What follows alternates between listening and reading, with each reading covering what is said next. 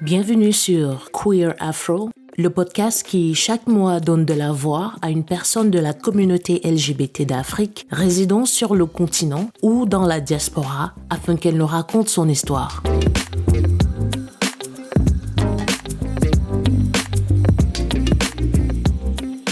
Merci encore, honnêtement, merci beaucoup. Alors, je crois qu'il faut que je commence par l'introduction parce que je suis tombée sur Monsieur No Name. On ne va pas lui demander quel prénom il souhaiterait utiliser, à moins que tu en aies un dans ton sac à dos, que tu te dis, voilà, j'aimerais bien utiliser celui-ci et sortir de Monsieur No Name. J'en ai un. C'est vrai qu'il m'a pas été demandé avant, c'est pour ça qu'on m'a appelé Monsieur No Name, mais j'ai toujours aimé me faire appeler Jérôme. C'est un prénom qui m'a toujours plu. D'accord. Je suis tombée sur Jérôme via le podcast de Bifun et je vais le mettre en dessous dans les notes de ce podcast-ci. Vraiment, merci. Je suis sans voix. Merci à toi, merci à Bifun.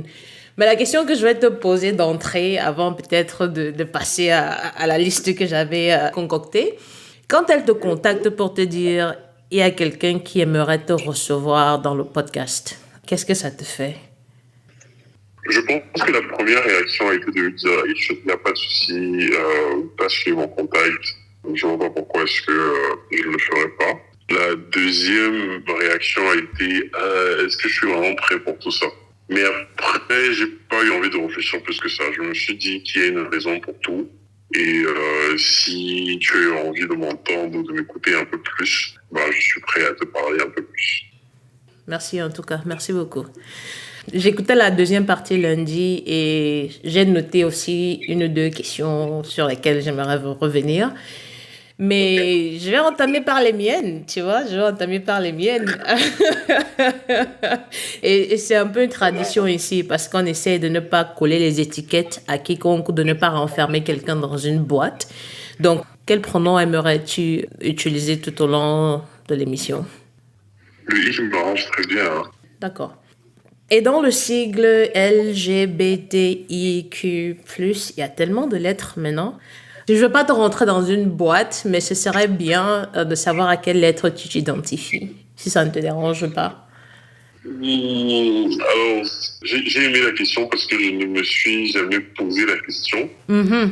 Mais même en me la posant maintenant, je me mettrais dans la lettre G par défaut, mais aussi parce que je pense que c'est celle qui me correspond le mieux. Mm-hmm. C'est vrai que j'avais une discussion avec quelqu'un lundi, il disait il y a plein de gens qui appartiennent à la communauté LGBT et qui ne s'identifient pas forcément ou ne se sont jamais assis pour se poser ces questions-là. Donc, quand tu dis tu n'as jamais réfléchi à ça, j'ai envie de savoir, tu n'y as jamais accordé de l'importance ou c'est juste que tu ne voulais pas rentrer dans une catégorie particulière? Ça aussi, c'est une bonne question. En fait, je pense que c'est pas lié au fait que je n'y ai jamais accordé d'importance. C'est lié au fait que j'ai compris directement de quoi il s'agissait et où est-ce que je me mettrais. C'est-à-dire, pour faire un parallèle peut-être un peu bancal, c'est comme quand on dit les blacks, tu vois, je ne me demande pas si je me sens comme un black, mais je me mets automatiquement dans la case black parce que bon, voilà, je ressemble à tous ceux qui sont dans cette case-là. Donc, c'est à peu près comme ça. C'est-à-dire, il n'y a pas eu une réflexion intentionnelle sur quelle est la catégorie dans laquelle je souhaite être ou est-ce que j'ai même envie d'être dans une de ces catégories-là. Mm-hmm. Ça va juste été, on va dire, par défaut, encore une fois de plus. D'accord. Ou importante, voilà, parce que pour moi, c'est important de permettre à chacun de se définir. Quand on appartient à la communauté, les gens de l'extérieur, malheureusement, ont tendance à nous coller des étiquettes qui, forcément, ne nous vont pas toujours. Ce ne sont pas celles auxquelles on s'identifie. Mais est-ce que tu penses qu'il y a une question basique que j'aurais dû poser qui ne fait pas partie de celle que je viens de poser? Non. Honnêtement, non. En fait, tu as des questions très... tu as des questions qui poussent à la réflexion. C'est-à-dire que je n'arrive pas à y répondre de manière instinctive. Il faut vraiment que je me dise, ah ouais, je me suis jamais posé cette question avant de répondre. Non, je dirais qu'il n'y a pas de question. S'il y en a, je reviendrai dessus, ça c'est sûr. D'accord, il n'y a pas de souci. Alors, je sais qu'en prélude à l'enregistrement, on a convenu du fait qu'on n'aborderait pas la localisation géographique ou la profession dans sa spécificité, mais si tu devais donner une indication générale pour la localisation géographique et la profession, quelle serait-elle? Je vis dans un pays de l'Afrique de l'Ouest, dans un pays qui est la majorité musulmane. Je pense que c'est le plus précis que je puisse être. Ensuite, en termes de travail, disons que je travaille dans la gestion des entreprises et je travaille là particulièrement pour une organisation internationale qui est basée un peu partout dans le monde, mais je travaille pour le bureau du pays dans lequel je me trouve. Je n'ai jamais été aussi vague de ma vie. Mais voilà. Si tu dévoilais ta localisation géographique et ta fonction, est-ce que tu penses que ça impacterait la manière dont les gens te voient? Pour être super honnête, je m'en fous éperdument de cet aspect-là. C'est plus pour des raisons familiales, je dirais ça comme ça. C'est-à-dire que il y a des personnes qui ne savent pas et que j'ai pas envie d'informer de manière violente, on va dire ça comme ça. Et j'essaie juste de protéger ça, tout simplement. Mais honnêtement, je n'ai pas de problème en soi à dire où est-ce que je suis ou ce que je fais. Et ça n'aurait aucun impact, en fait, sur ma vie, à vrai dire. Parlons justement de famille. Donc, ça voudrait dire que tu te considères encore comme étant dans le placard ou à mi-chemin entre out of the closet and still in the closet? Alors, je pense que personnellement, c'est cet aspect de la terminologie, je dirais homosexuel, que je n'aime pas. Je pense pas que je suis dans le placard, tu vois. Je pense pas que je cache quelque chose. Je pense juste que je ne me dévoile pas totalement. Tu vois, je vois beaucoup plus ça dans ce sens-là.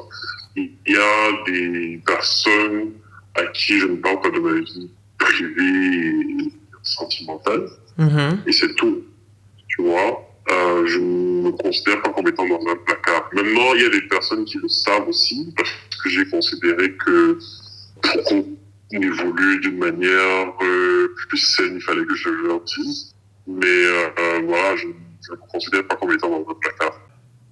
Ou en dehors d'un placard. D'accord. Ça m'amène à poser deux questions. Premièrement, ce serait ta conception à toi de l'homosexualité ou ta définition personnelle. Et puis la deuxième, ce serait de savoir ce que tu considères comme coming out. Puisqu'on a un problème avec la terminologie, ce serait quoi ta définition pour ces deux termes très associés à la communauté LGBT? Pour ce qui est de l'homosexualité, pour moi, je pense que c'est une variante de la sexualité, tu vois, que j'ai de plus en plus, avec les années, considéré comme un spectre. Je pense qu'on est des êtres humains dotés de raison et on ne fonctionne pas uniquement sur la base de nos instincts, sur la base de nos appareils génitaux ou de la fonctionnalité ou je ne sais pas comment dire ça. Donc, je considère que les gens ont la sexualité qu'ils veulent avoir ou qui leur parle le plus. On va dire ça comme ça.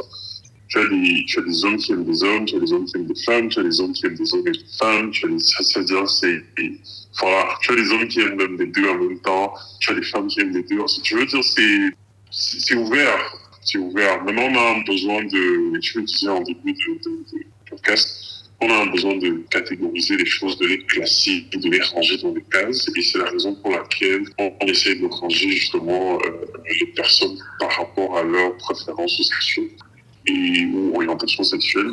Et c'est pour ça qu'on se retrouve avec ces terminologies, c'est pour ça qu'on se retrouve avec des stéréotypes qui sont attachés à ces terminologies-là. D'où la définition, la conception du deuxième point, c'est-à-dire placard, closet et tout ça, coming out. Je pense que c'est parce qu'on a décidé que l'homosexualité était interdite, était bannie, était tout ça, que finalement on a eu besoin de créer un placard pour y ranger tous ceux qui sont, je veux dire, homosexuels ou LGBTQIA+. pour que leur vie soit un peu plus merdique, quoi. C'est que, voilà, on a besoin de vous marginaliser, donc on va vous faire bien savoir que ce n'est pas naturel, ce n'est pas patati patata. Et pour que vous puissiez vivre bien, il va falloir que vous puissiez sortir d'un placard, parce que ça va être votre grande révélation. Je veux dire, c'est beaucoup trop, c'est vraiment beaucoup trop. Je le disais dans le podcast avec les fous que aucun hétéro n'a jamais fait le coming out. Je veux dire, ça ne me passe même pas par la tête. Donc, je ne vois pas pourquoi est-ce que je devrais en faire. Tout simplement. Donc, en résumé, je n'utilise pas le coming out. Je ne recommande même pas. Je trouve que chacun mène sa vie comme il entend. Chacun a le droit de décider qui peut savoir ou non ce qui se passe dans sa vie personnelle. Et en termes d'homosexualité, pour moi, c'est un variant. Quand on dit variant, je pense beaucoup au Covid. C'est un variant de la sexualité. Et voilà, je l'entends comme ça. Il est aussi bien ou aussi mal que les autres. Voilà. Merci pour cette définition, ces explications assez étendues. Et c'est l'une des choses que j'ai énormément appréciées dans ta conversation avec Bifun.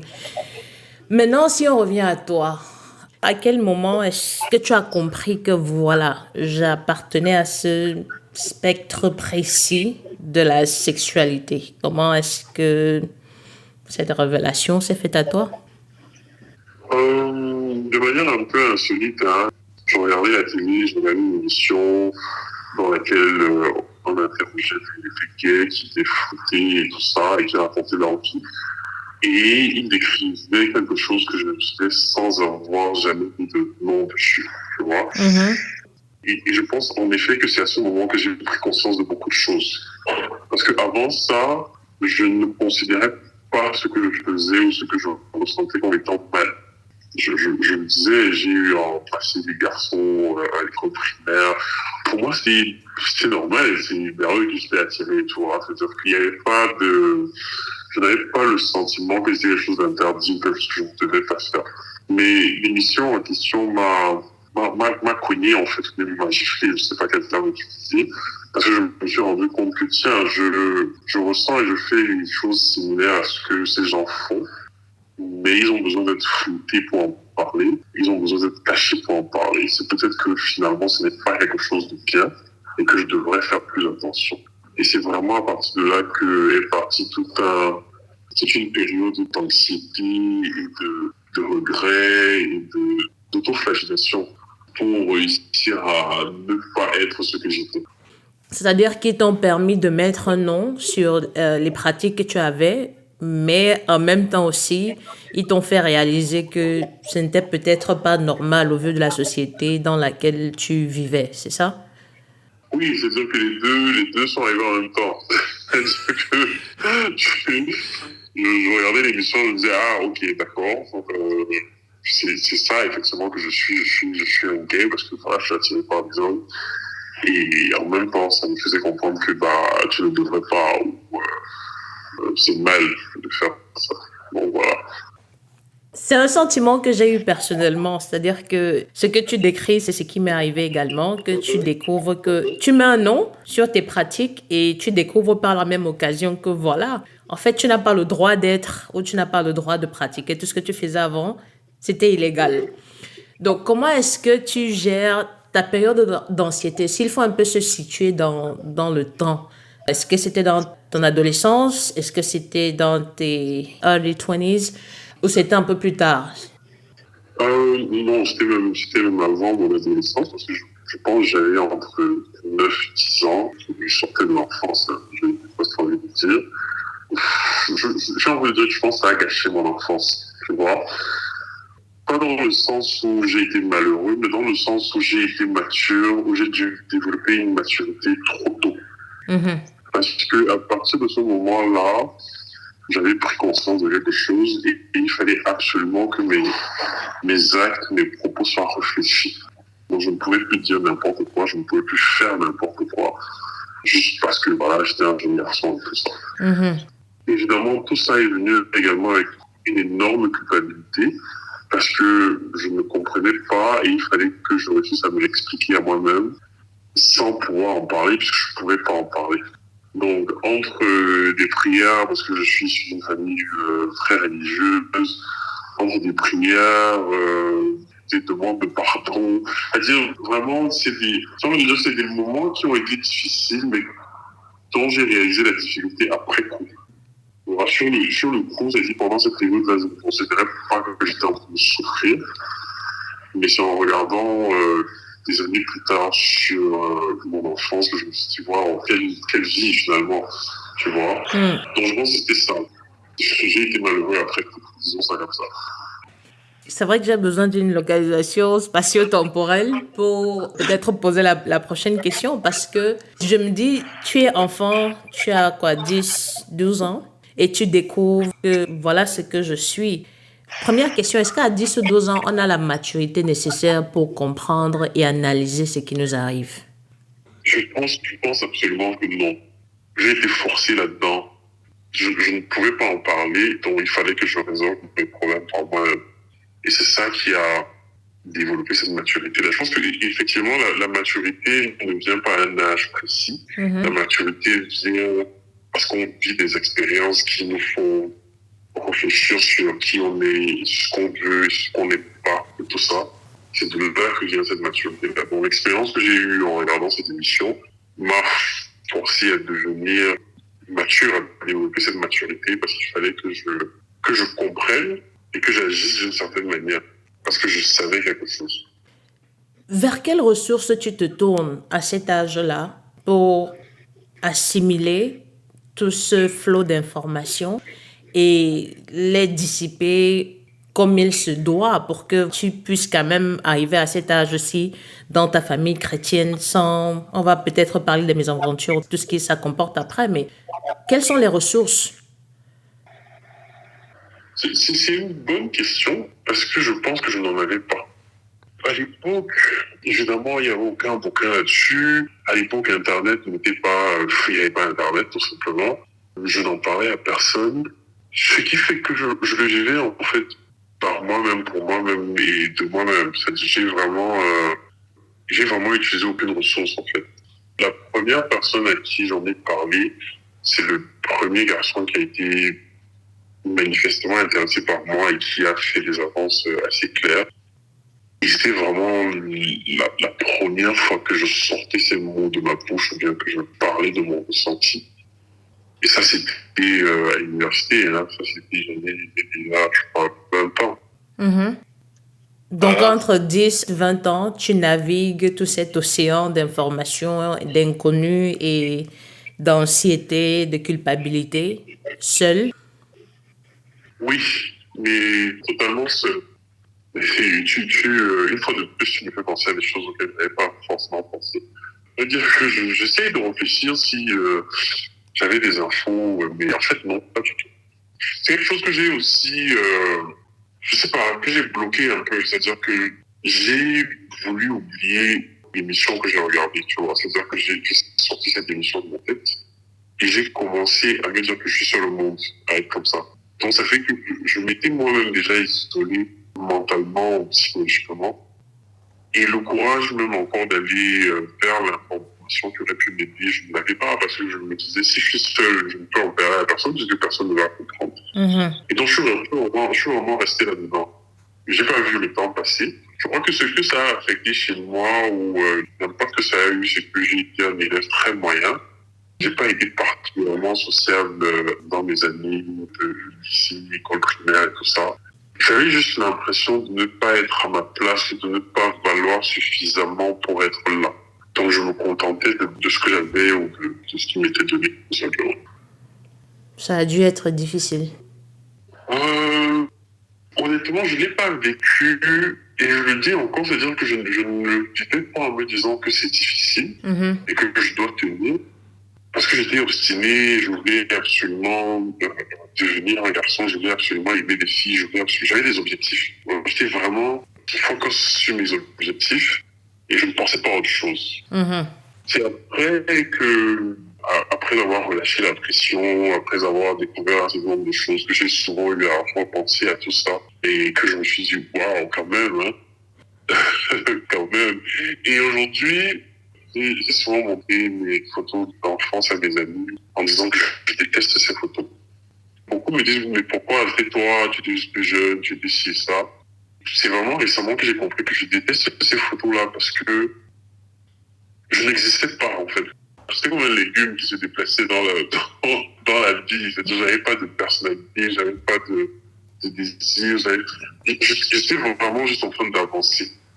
Et de me dire que voilà, je dois devenir un garçon, mais il faut que je sois. L'école, c'était OK. Si je passe pour un classe supérieur, je vais avoir des problèmes avec mes parents. Donc, je vais me débrouiller à être voilà, suffisamment moyen pour passer en classe supérieure.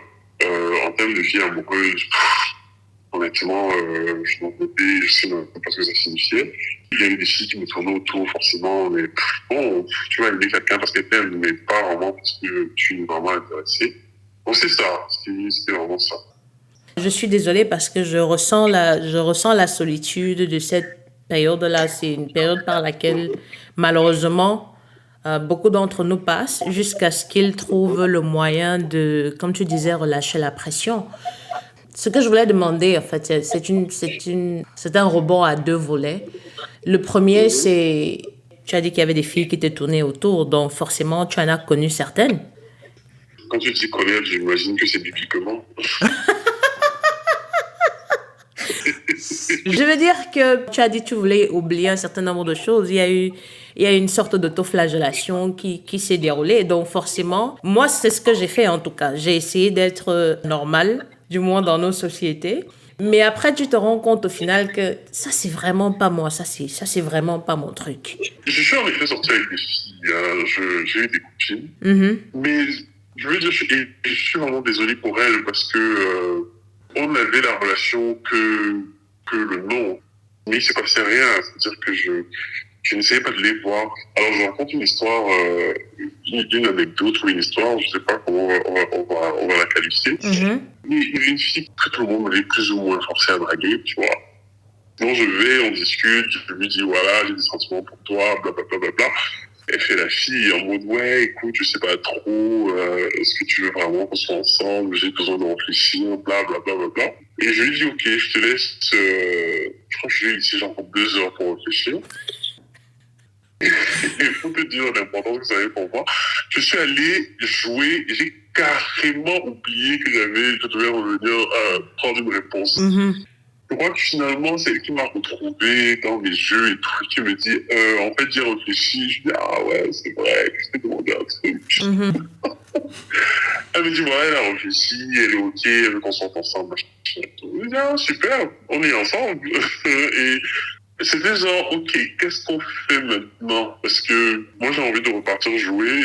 J'ai rien prévu pour toi, mais tu vois, je ne savais pas quoi faire parce que j'avais aucun désir, effectivement. Tu vois, si j'aurais été un garçon à cette époque, que j'aurais essayé de l'embrasser ou d'avoir un moment intime avec le gars pour, tu vois, ressentir le bien-être que c'est censé procurer. Mm-hmm.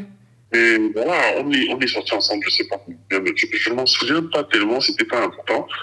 C'était comme une corvée, c'est-à-dire je me disais, ouais, il faut de temps en temps que j'aille causer avec elle à la pause, il faut que de temps en temps on se balade, il faut qu'on sort ensemble, Mm-hmm. il faut que je prévoie des trucs, mais à un moment donné, je me suis fatigué, j'ai arrêté tout simplement.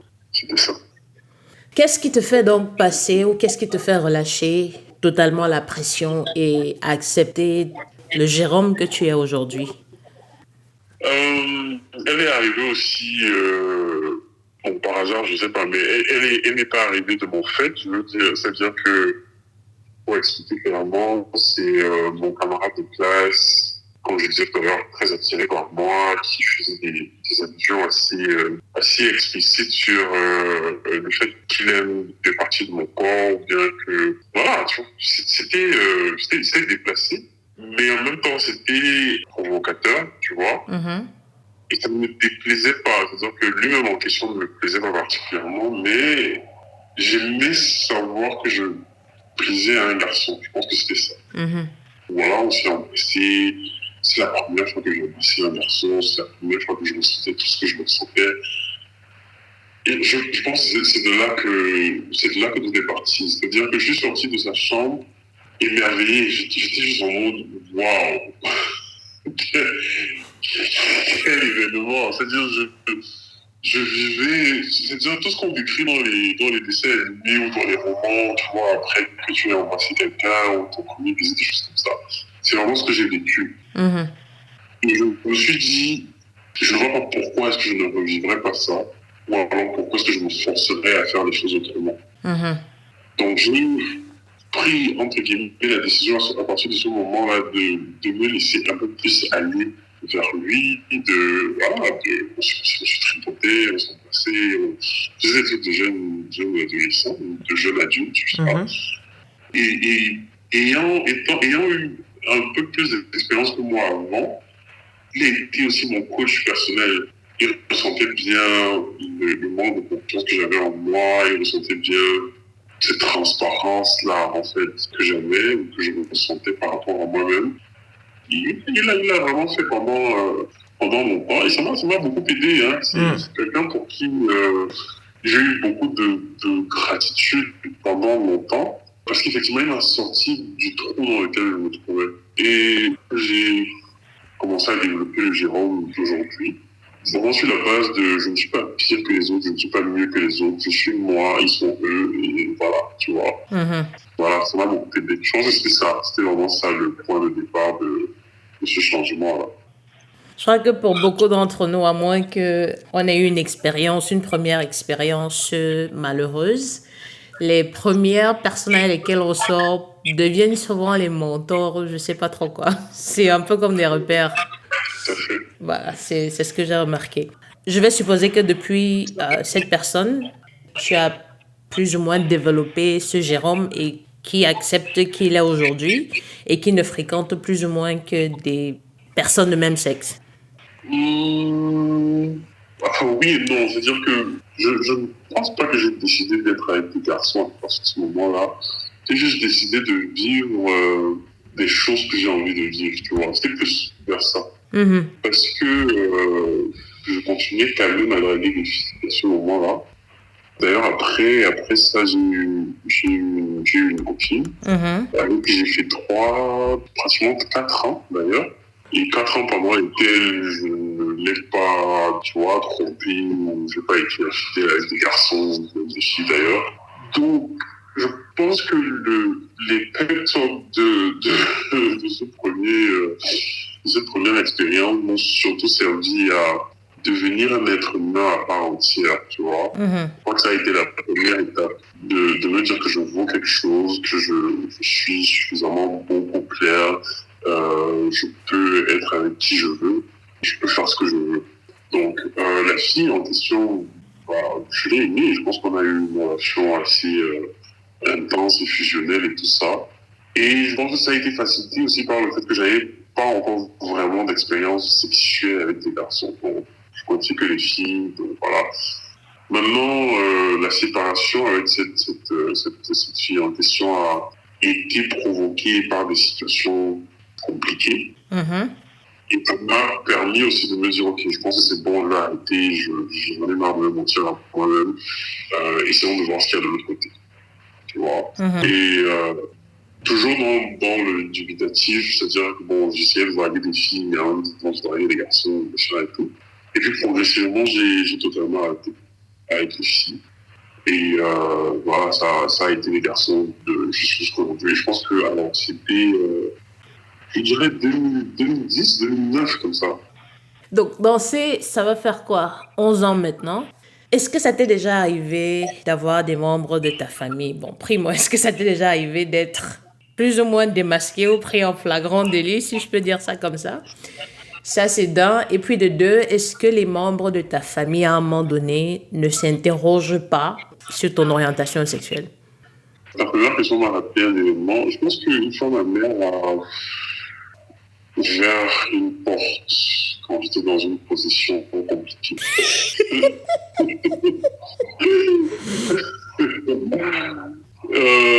Mais c'est dans le noir et tout, donc je pense pas qu'elle ait vu véritablement ce qui se passait. Mais je pense pas non plus qu'elle était cruelle, tu vois, et qu'elle n'a pas compris, mais je pense qu'elle a refusé de comprendre. Alors, j'avais une petite amie qui d'université, là, avait insisté pour venir chez moi, il est resté là, et puis elle a dit, voilà, il va dormir et tout. aussi embarrassé que j'étais, je ne l'ai pas chassé. Je ne lui ai pas dit non, écoute, il faut vraiment que tu partes et tout. Je l'ai laissé dormir. Et évidemment, bon, deux garçons qui aiment se tripoter, qui se retrouvent dans une pièce où il fait sombre, excuse-moi, on n'a pas traîné.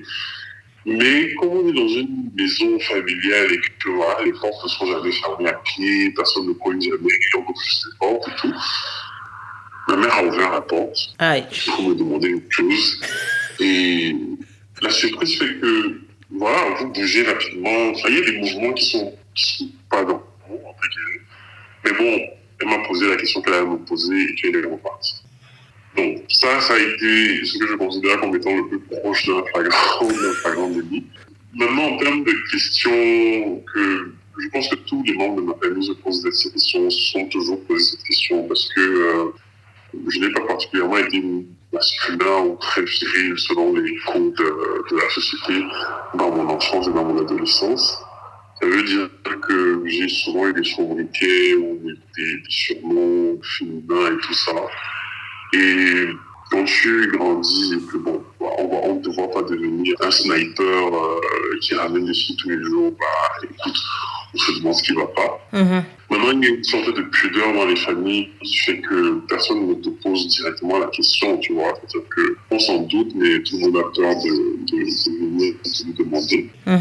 Donc, personne ne m'a jamais posé cette question. Ma mère a eu à faire des allusions souvent, mais ça, c'est parce que je sais qu'elle savait, hein, tu vois, donc on se gênait.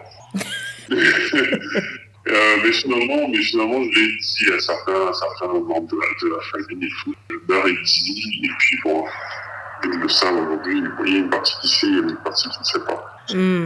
Mais maman, tu n'as jamais confirmé avec maman ou, je sais pas, papa, désolé, s'il est encore en vie ou pas? Les deux parents sont en vie. Finalement, je l'ai dit à ma mère un peu parce que elle a découvert. C'est-à-dire que elle a lu un journal intime. Ah, d'ailleurs, ça me rappelle que pour répondre à ta question, je pense que j'ai commencé à écrire. Je pense que finalement, c'est cette ressource-là que j'ai dû utiliser pour me libérer ou pour m'évader. Je pense que c'est l'écriture, parce que j'ai commencé à écrire vraiment très tôt. Et je me souviens, quand je faisais lire des textes à une de mes tantes, elle pleurait pratiquement en me disant que tes textes sont trop noirs, si je suis trop jeune pour écrire comme ça. Trop jeune pour écrire comme ça. Mais ça me passionnait d'aller vraiment dans les tréfonds de la tristesse et du désarroi, et de l'anxiété et tout ça. Donc, c'était une parenthèse. Et donc, je tenais justement un journal intime où je vivais mon homosexualité. Je crois que c'est comme ça que je dois dire ça. Parce que j'écrivais vraiment tout ce qui se passait dans ma vie et dans ce sens-là. Les garçons qui me plaisaient à l'école, ceux dont je tombais amoureux à distance, sur qui j'avais des doutes, ce genre de choses-là. Et j'ai grandi avec cette habitude-là, donc je continuais à écrire tout ça de manière assez régulière. Et un jour, ma mère m'a rendu visite. Donc, j'avais déjà déménagé, j'étais déjà sorti de la maison et tout ça. Elle m'a rendu visite, elle est restée chez moi. Et puis, bon, les mères me fouillaient, hein. Donc, elle a fouillé dans mes affaires et tout. Elle a trouvé ce calepin. Et puis, elle a vu ce qui était à l'intérieur. Bon, comme j'étais au travail, je pense qu'elle a eu tout le temps de lire tout ce qu'il y avait là-dedans. Oh, jeez. Donc, quand je suis rentré, elle n'avait plus aucun doute de rien, tu vois. Elle ne m'a même pas te poser la question parce qu'elle sait. C'est-à-dire que tu lui as dit. Donc, je suis rentré, je l'ai trouvé un peu bizarre. Quand je suis rentré, elle m'a dit, moi, elle veut sortir, elle va aller se balader, elle va prendre de l'air. Ce que j'ai trouvé, tu vois, un peu bizarre. Je me suis dit, mais habituellement, elle m'aurait demandé d'aller avec elle. Quand j'ai dit, bon, peut-être qu'elle est fatiguée, je sais pas quoi. Mais quand je rentre dans la chambre et que je vois le calepin, je dis, ok, on y est. Est-ce qu'il faut paniquer? Est-ce qu'il faut machin et tout? Je suis assez tranquille. J'ai commencé par arracher des pages de ces calepins, je les ai détruites. Elle avait déjà lu? Elle avait lu, mais je me suis dit que, je crois que c'est là même d'ailleurs que j'ai arrêté complètement d'avoir des journaux intimes et tout ça. Parce que je me suis dit, écoute, c'est bien pour moi, ça me permet de m'évader, mais il y a toujours le risque que quelqu'un tombe dessus. Et là, elle est tombée dessus, il va falloir que je lui explique ça. Donc bref, elle est rentrée, on a fini par avoir la discussion. Dans ce que j'avais imaginé, je m'étais toujours dit, voilà, je vais pleurer, je vais crier, machin. Enfin, vraiment, je m'étais tout imaginé sauf la scène telle qu'elle s'est passée. J'étais plutôt stoïque, je répondais à ces questions et je la raisonnais, en fait, en lui disant, écoute, il n'y a pas de raison que tu pleures, il n'y a pas de raison que tu sois triste ou que tu penses que c'est la fin du monde. C'est pas la fin du monde, c'est ma vie, c'est mes choix. Je ne les impose à personne. Et je n'ai pas envie de rendre les gens malheureux. Je n'ai pas envie d'épouser quelqu'un juste parce que le chef de famille va être content que je me marie. Ah, mais qu'est-ce que j'en ai à foutre? Donc voilà, je pense que on a parlé longtemps, peut-être une heure ou deux d'ailleurs. Et c'est ce que je lui disais. Et comme j'avais déjà eu à en parler à mes frères avant, quand on a terminé, je suis allé dire à mes frères, bah écoutez, je viens de lui dire à maman, il va falloir que vous parliez, il faut qu'elle se calme, que la pilule puisse passer. Donc c'est comme ça que ça s'est fait. Et je pense que c'est les personnes qui sont d'ailleurs les seules personnes de ma famille qui sont au courant de manière formelle. Mon père, j'imagine qu'à un moment donné dans son cerveau, il s'en doute, mais qu'il est dans le déni. Et je ne lui refuse pas ce déni-là. Je ne vais même pas chercher à travailler là-dessus. C'est une période de ma vie où je faisais des coming out, mais entre-temps j'ai arrêté, donc du coup ça fait que je ne prends plus la peine de réfléchir à comment est-ce que je vais le faire. Les relations avec maman aujourd'hui, est-ce qu'elles... je vais supposer qu'elles ne se sont pas dégradées et il lui a fallu peut-être du temps pour accepter, mais est-ce qu'aujourd'hui, tu as l'impression qu'elle comprend un peu de quoi il s'agit? Je ne sais pas, je ne sais pas comment répondre à cette question. J'ai eu une conversation avec une amie à qui je disais, j'ai l'impression que ma mère n'a jamais fait l'effort de savoir si je suis heureux ou si ma vie finalement est bien, quoi. C'est-à-dire que si je suis à l'aise dans ma vie et tout ça. Et mon ami me disait, mais c'est pas à elle de le faire, que c'est à moi en fait de l'intégrer dans cette vie-là et de lui faire comprendre que je suis heureux et que je veux bien. C'est quelque chose que je pense ne pas avoir le courage de faire. C'est peut-être la raison pour laquelle jusqu'aujourd'hui on n'en a plus reparlé. On n'en a jamais reparlé. Ça c'était en 2014, je crois. Nos relations n'ont pas vraiment été dégradées parce que bon, on se parle très bien, on discute de tout. On parle de tout sauf de ça, on va dire ça comme ça. Mm-hmm. Bon, il y a vraiment des jours où j'aimerais pouvoir lui parler de ce que je vis, comment est-ce que je le vis, mais je n'ai pas envie de brusquer les gens, tu vois. Donc, du coup, bah, je laisse couler. Et tes frères, tu as mentionné tes frères tout à l'heure que tu leur avais dit avant. Mm-hmm. Comment est-ce qu'ils l'ont pris et comment est-ce qu'ils l'acceptent aujourd'hui? Textuellement, mes frères, c'était en mode écoute, on le savait déjà, mais ça ne change rien pour nous. Voilà, tu es qui tu es, et puis basta. Maintenant, en termes de est-ce qu'on en parle, pas forcément, mais je pense que c'est juste parce qu'on est pudique, tu vois. Mm-hmm. Ça fait que on ne parle pas vraiment de nos relations personnelles. C'est-à-dire que c'est pas lié au fait que je suis gay, que je sois gay, que ils ne vont pas en parler, mais c'est juste qu'on ne parle pas de nos relations personnelles et donc forcément on ne parle pas de ça. Mais à eux, plus qu'à ma mère, bah, je donne souvent plus d'informations, je m'ouvre un peu plus. Donc voilà. Est-ce que tu te sens heureux aujourd'hui? Oui, oui. Alors, j'ai marqué un temps d'arrêt parce que je me suis demandé heureux dans ma vie personnelle ou heureux de manière générale, vie professionnelle, vie sentimentale, vie ci, vie ça. De manière générale. De manière générale, oui. Oui, totalement. Je pense que j'ai ce dont j'ai besoin et je peux vivre sans ce que je n'ai pas. Ah, c'est très fort ça. Alors, dans un pays musulman, à majorité musulmane, est-ce que c'est facile d'être gay? Gay dans le sens homme aimant les hommes, pas gay en tant que terme général employé souvent pour désigner un membre de la communauté LGBT. Je vais répondre de deux manières. La première, c'est que je ne suis pas dans mon pays d'origine. Ça fait que je n'ai pas la même pression que celui qui vit avec ses parents ou celui qui vit près de ses parents et à qui il doit justifier pourquoi est-ce qu'il n'est toujours pas marié ou pourquoi est-ce que voilà, il n'a pas de copine et tout ça. Par rapport à ça, je pense que c'est un peu plus simple. C'est-à-dire, je n'ai déjà pas cette pression familiale-là où je l'ai à distance et je la gère bien. Je veux dire, sur WhatsApp, c'est facile de bloquer, d'archiver les conversations. Je ne peux pas répondre. Vraiment, c'est assez génial. Ça fait que je vis un peu plus ouvertement. Aussi parce que, étant hors de mon pays, je choisis les personnes que je connais et avec qui je marche. C'est plus simple aussi de ne pas fréquenter les personnes que je n'ai pas envie de fréquenter. Tu vois, j'arrive à me créer un cocon qui fait que, je vis bien dans mon univers. Maintenant, la facilité est relative. Moi, je trouve que c'est facile parce que je ne cherche pas à rencontrer les gens tous les jours. Mhm. Mais pour ceux qui ont envie de faire des rencontres tous les jours, ça peut être un peu compliqué parce que il faut être prudent.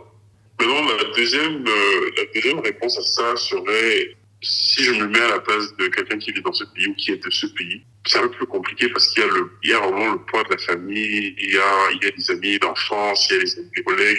Enfin, il y a un entourage qui est tellement grand que c'est très compliqué finalement de vivre sa vie comme on veut. Mhm. Il faut faire très attention. Il faut avoir une copine de couverture. Enfin, il faut vraiment mettre des garde-fous pour donner l'impression qu'on est ce que les autres pensent qu'on est. Donc, ça même d'ailleurs, je pense que c'est difficile. Je pense que c'est lourd et que dans ce cadre-là, je pense que pour quelqu'un qui vit dans ce pays, ce serait cool. L'aspect religieux que tu as mentionné, pour moi, n'a pas d'impact parce que je pense que qu'on soit dans un pays en majorité musulmane ou en majorité chrétienne, c'est la même rengaine, en fait. Donc, voilà. C'était une brèche pour parler un peu de communauté LGBT, puisque tu dis que tu as créé un cocon. Aujourd'hui, si tu devais les qualifier, quelles sont tes relations à la communauté LGBT? Là, tu participes à un podcast LGBT, merci déjà, mais d'une manière peut-être un peu plus indirecte ou un peu plus effacée. Est-ce que tu fais du bénévolat? Est-ce que tu conseilles s'il t'arrive de tomber sur une ou deux personnes qui ont besoin de guide? Est-ce que tu fais ce genre de choses-là? Je répondrais non, dans le sens où je n'ai jamais essayé de faire partie de la communauté en tant que telle, tu vois. Mais pour la simple et bonne raison que c'est difficile de faire partie visiblement ou manifestement d'une communauté qu'on essaie de se cacher. En fait, de cette communauté-là ou du monde. Donc, ça fait que toute activité liée à la communauté LGBT serait compliquée parce que voilà, on te cataloguerait directement. Je considère aujourd'hui que c'est un peu un prétexte, mais bon, c'est que les choses sont comme ça. En termes de conseils, bon oui, j'ai vraiment toujours aimé parler aux plus jeunes que moi pour leur éviter les déboires que j'ai eus ou bien pour les encourager à vivre leur vie, tu vois. Donc je le fais pas de manière formelle, mais voilà, des plus jeunes que moi ou des amis ou des petits frères d'amis ou des choses comme ça. C'est souvent arrivé. J'écris aussi, mais arrivé d'écrire justement sur le sujet. Sur des médias publics? Bon, sur un blog que je n'avais pas ouvert au public jusqu'il y a récemment. Mais bref, ça c'est un autre débat. Mais pour dire ce que je fais, ce que je pense que je fais intentionnellement, c'est vraiment un peu l'éducation des personnes qui sont proches de moi, tu vois. Parce que même si quelqu'un te dit je t'accepte tel que tu es, j'ai pas de problème avec ça, ça ne signifie pas forcément qu'elle comprend les différents aspects ou les différents tenants et les aboutissants en fait de cette communauté-là ou de ce que cette communauté vit. Donc il m'est souvent arrivé d'expliquer à quelqu'un que le terme que tu utilises peut être très péjoratif, ça peut vraiment blesser, ou l'expression à laquelle tu sembles donner peu d'importance peut avoir beaucoup plus d'importance pour celle qui l'écoute, ou expliquer les différents aspects en fait de la vie gay en disant voilà comment on se rencontre, ou bien voilà comment ça se passe, voilà pourquoi c'est compliqué pour nous, ce genre de choses. J'ai des amis hétéros que j'amène en boîte de nuit gay, que j'aime bien voir se faire draguer et tout. Mais voilà, je pense que plus on aura de gens qui seront confrontés à la réalité gay et qui se rendront compte qu'en fait c'est rien de différent, c'est la même chose, c'est juste que au lieu que ce soit une fille et un garçon, ça banalisera en fait tout ce qu'il y a derrière l'homosexualité. Voilà, ça nous permettra de vivre un peu mieux, je dirais. Je crois qu'on met juste trop d'importance là-dessus, inutilement. Donc, ce serait le combat que je mène au quotidien avec mon entourage. Voilà. Mais parlons de compréhension. Tu disais avec Bifun que tu as eu à un moment donné un souci avec la transsexualité. Est-ce qu'il y a encore des aspects de la communauté LGBT que tu ne comprends pas? Oui, je pense qu'il y a énormément d'aspects de la communauté LGBT que je ne comprends pas. Pas parce que je me refuse de les comprendre, mais parce que je n'y ai pas été confronté. Alors, l'environnement dans lequel je vis, je ne connais aucun transsexuel. Tu vois, c'est-à-dire que je n'ai jamais eu l'opportunité de discuter avec un transsexuel pour essayer de savoir comment il vit, comment est-ce qu'il a fait sa transition, qu'est-ce qu'il ressentait avant, comment est-ce qu'il se sent aujourd'hui. Je n'ai vraiment pas eu cette chance-là. Et ça fait que je ne peux me fier qu'à mes propres recherches et à ma propre compréhension. L'évolution que j'ai eue ou que j'ai dû faire dans ma compréhension, ça a toujours été lié en fait à l'environnement dans lequel j'ai grandi. L'environnement dans lequel j'ai grandi n'accepte ni les gays, ni les transsexuels, ni les lesbiennes, enfin, n'accepte aucune de ces personnes-là. J'ai fait ce travail pour moi, personnellement. J'ai fait ce travail pour les lesbiennes qui, j'ai envie de dire, est peut-être la lettre qui se rapproche le plus de celle des gays. Mais j'ai pas forcément fait le même travail pour les autres lettres. Particulièrement parce que je ne connais pas des personnes de ces communautés-là. Maintenant, j'ai eu à faire ce travail-là parce que, bon, de plus en plus, on regarde des séries où il y a des transsexuels, on regarde des documentaires où on apprend, en fait, sur la vie des transsexuels. Et donc, c'est comme ça, en fait, que j'ai fini par me dire, ah oui, mais en fait, c'est horrible de parler comme je parle ou de penser ce que je pense parce que finalement, je suis en train de faire à d'autres personnes ce que moi, ce que je reproche aux autres, tu vois. D'accord. Tu as mentionné un peu les médias aujourd'hui, enfin les médias, les séries documentaires sur la vie des autres membres de la communauté, des autres lettres, des autres membres des lettres de la communauté. C'est quoi? Des autres lettres des membres? Bref, des autres membres de la communauté. Est-ce que tu penses que, je sais que tu as dit à un moment donné, tu voulais oublier le documentaire, mais si tu devais analyser, quel rôle auraient les médias, voilà, dans la compréhension de ton orientation sexuelle? Est-ce que ce sera un rôle positif ou est-ce que ce sera un rôle négatif? Partant du documentaire que tu regardes lorsque tu es dans les 10, 9, 10 ans. Je pense que les médias ont un rôle positif pour la simple et bonne raison qu'ils en parlent. Je pense qu'en parler, même si on en parle mal, on en parle au moins. Et ça permet de créer des débats, ça permet de réveiller des choses qui sont endormies, c'était mon cas.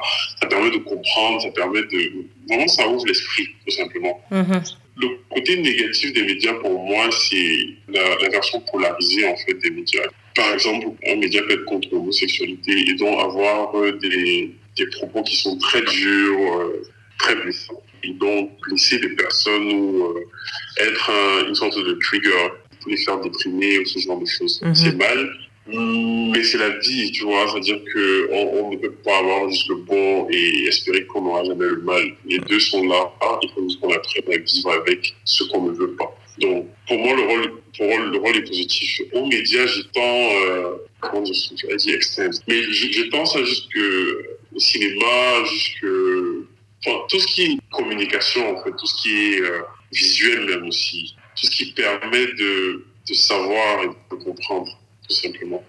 Je trouve que c'est important. Je trouve que c'est vraiment important. Donc pour toi, tant qu'on en parle et tant que ça crée une conversation autour, c'est de bonne guerre. Même si après, il y aurait des médias qui ne seront pas forcément positifs, c'est de bonne guerre qu'il y en ait déjà qui en parlent. Oui, c'est comme les commentaires de Facebook sous des posts qui traitent de l'homosexualité. Le post peut être très intéressant, mais tu te retrouves avec des commentaires d'une bêtise inouïe. Et il faut quand même réussir à se dire que non, il y a quand même ce pas qui a été fait. Que le positif là-dedans, c'est qu'on en parle, tu vois. Les gens aujourd'hui ne peuvent pas dire, comme nos parents, qu'ils n'y ont pas été confrontés ou qu'ils n'ont jamais entendu parler de ça. C'est-à-dire, ils peuvent avoir des opinions assez fermes sur le sujet, mais au moins, s'ils sont au courant, ils savent que des gays existent, ils savent qu'il peut y avoir des personnes qui ne sont pas comme moi, qui sont attirées par des hommes ou bien par des femmes, blablabla. Et c'est le début, en fait. J'ai envie de dire c'est le début. Je suis pour autre chose. Parce qu'après avoir connu ou avoir été au courant de l'existence d'autres personnes, la deuxième étape, c'est d'essayer de savoir pourquoi ces personnes-là sont différentes. Maintenant, ce travail est fait par les personnes qui sont un peu plus intelligentes. Mais tant mieux, on ne peut pas sauver tout le monde. Ça, c'est comme ça que moi, je pense. Et tu disais d'ailleurs, si quelqu'un me pose une question sur mon homosexualité pour comprendre, je répondrai. Mais s'il pose la question pour juger, bah, je passerai ma route. C'est exactement ça. C'est pleinement ça. Et ça revient peut-être à ma définition du placard et du coming out. Je ne donne pas d'importance, ou je ne donne pas plus d'importance à ma vie sexuelle qu'elle ne devrait avoir. Ma vie sexuelle, c'est ma vie sexuelle. Ma vie sentimentale, c'est ma vie sentimentale. Je ne laisse pas le droit à quelqu'un de me dire si je fais bien ou mal, parce que je n'ai pas d'avis vis-à-vis à lui, tu vois. Donc, je ne me laisse pas juger, on va dire ça comme ça. Je ne me donne pas l'occasion de me juger et de me dire, voilà, je pense que, ou à mon avis, tu devrais.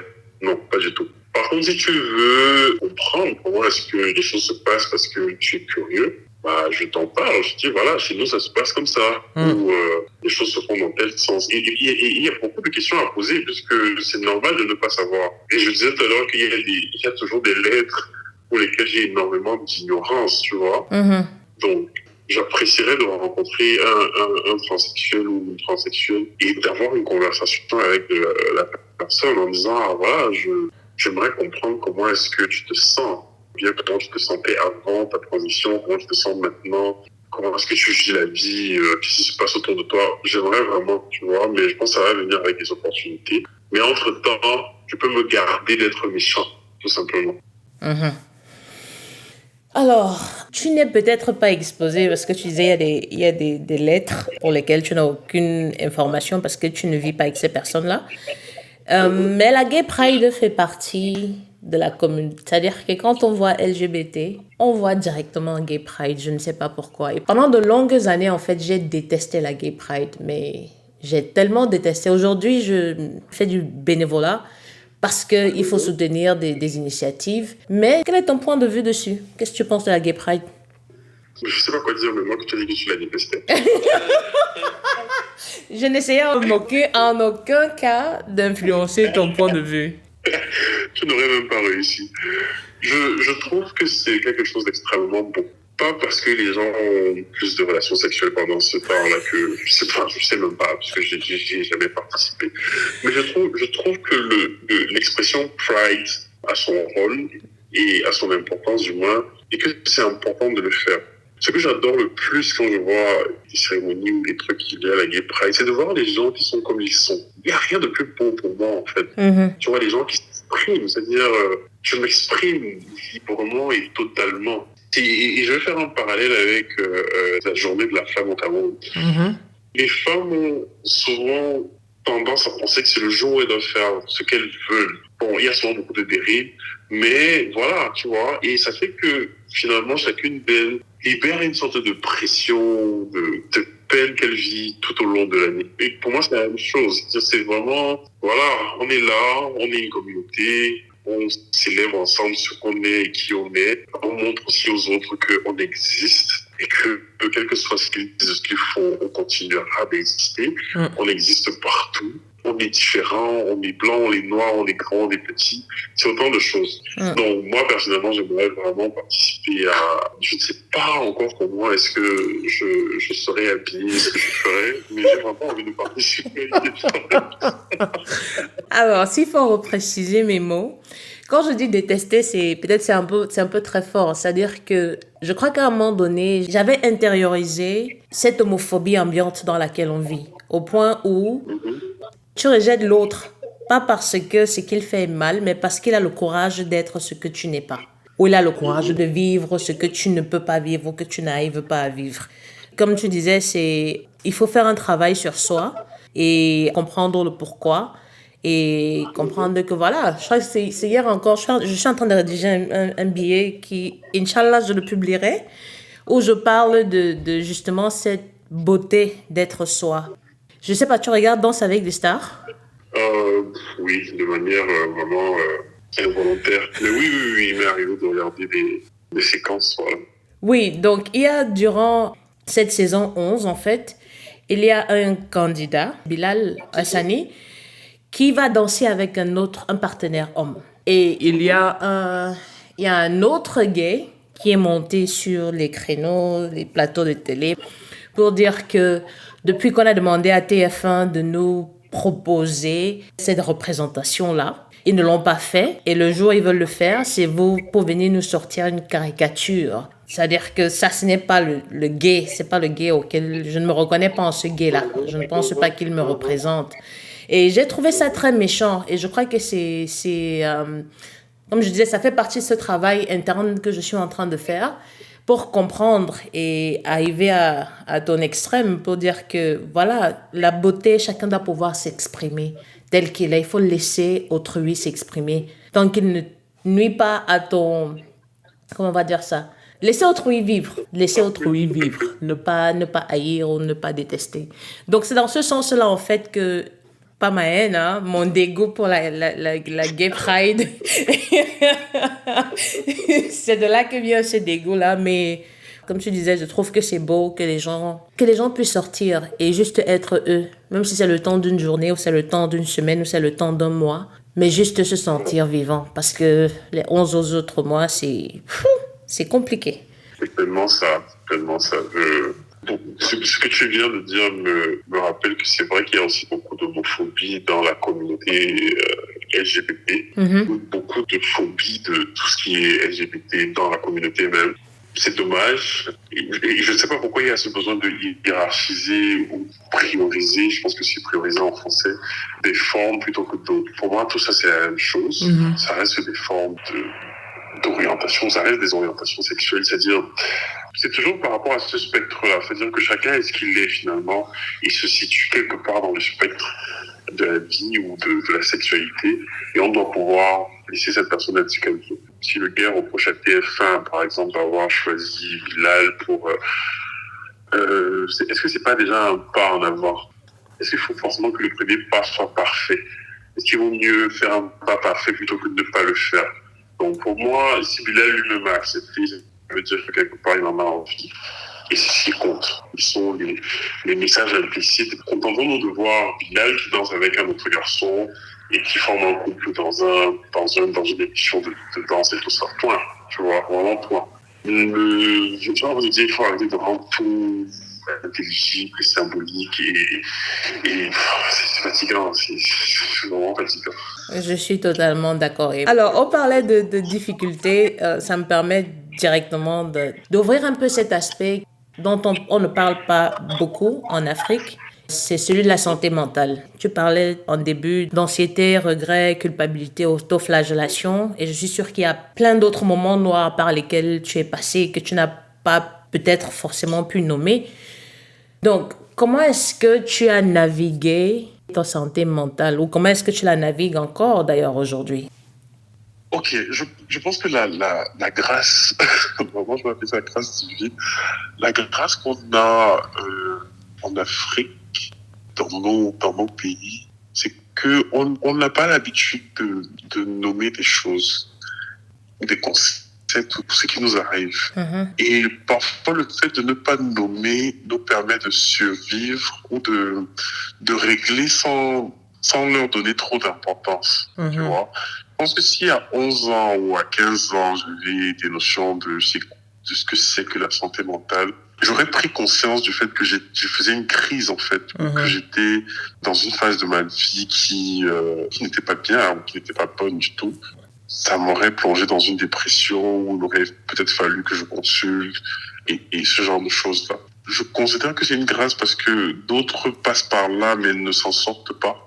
Moi, j'ai réussi à m'en sortir et je pense que je m'en suis sorti parce que je n'avais pas nommé, en fait, ce que je vivais. Je n'avais pas mis un point sur tout ce qui n'allait pas dans ma santé mentale. J'essayais juste de régler un problème. Aujourd'hui, avec ce que je sais et comprends de la santé mentale, je fais beaucoup plus attention à ce à quoi je donne mon énergie. Je concentre mon énergie sur moi et sur ce que je veux et sur ce dont j'ai besoin.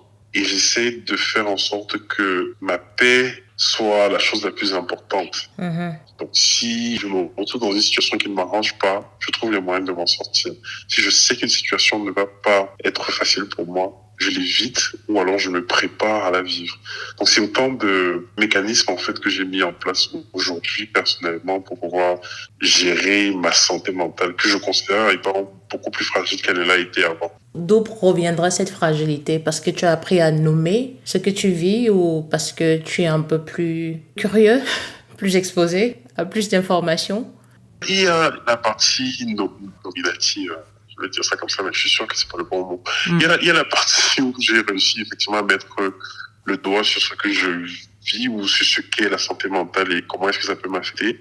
Mais je crois que c'est surtout parce que je me suis rendu compte de l'importance de ma vie et du fait que je sois beaucoup plus proche de ma mort, entre guillemets. J'ai un besoin aujourd'hui de vivre ma vie pleinement. Besoin que je n'avais pas avant. Tu vois, avant, j'étais un enfant, je grandissais, tout simplement. Aujourd'hui, j'ai conscience que je ne vais pas vivre éternellement, ou j'ai beaucoup plus conscience que je ne vais pas vivre éternellement. Et j'ai donc envie de rendre les années qui me restent beaucoup plus enrichissantes, plus joyeuses. Et donc, j'évite au maximum ce qui peut plomber cette joie-là ou ce bonheur. Quand je parle de fragilité, justement, c'est que j'en ai beaucoup plus conscience aujourd'hui où comment dire ça? J'ai beaucoup plus de problèmes, d'ailleurs. Faut dire ça aussi comme ça. J'ai beaucoup plus de problèmes. Et ça fait que, voilà, je suis aussi beaucoup plus conscient de ce que ma santé mentale est importante et donc fragile et qu'il faudrait que j'en prenne soin. Avant, je n'avais pas conscience de cette santé mentale et donc forcément, je n'y prêtais pas attention. Et voilà, peut-être c'est ça qui a fait ma force. Je ne sais pas si je dois dire ça comme ça, mais voilà. Aujourd'hui, est-ce que tu consultes ou alors ta paix, c'est la priorité?